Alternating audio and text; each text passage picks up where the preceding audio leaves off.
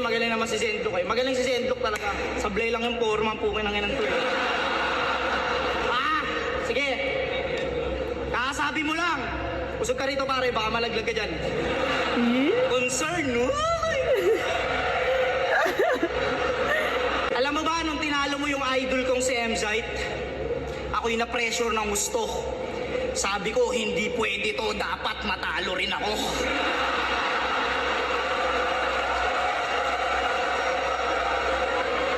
Tinalo niya si Mzite kasi namingwit siya ng isda sa ulap. Namingwit ka ng isda sa ulap? Tang-inang bigat!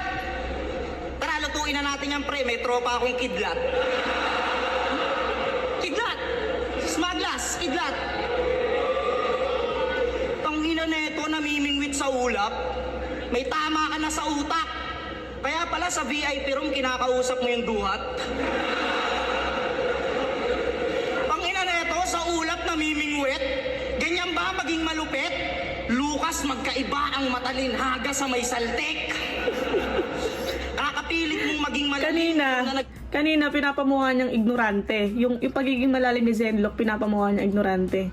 Ngayon naman, yung pagiging malalim ni Zenlock, pinapamukha niyang may saltek. Tangina. Tutunog komedya. O sa ulap namimingwit? Ganyan ba maging malupit? Lucas, magkaiba ang matalinhaga sa may saltek.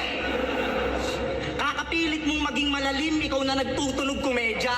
Alam mo ba, nung sinabi mo yon, lahat sila nagpigil ng tawa. Kunyari na lang yan na pa. Pero sa isip-isip nila, baliw na yan, pre.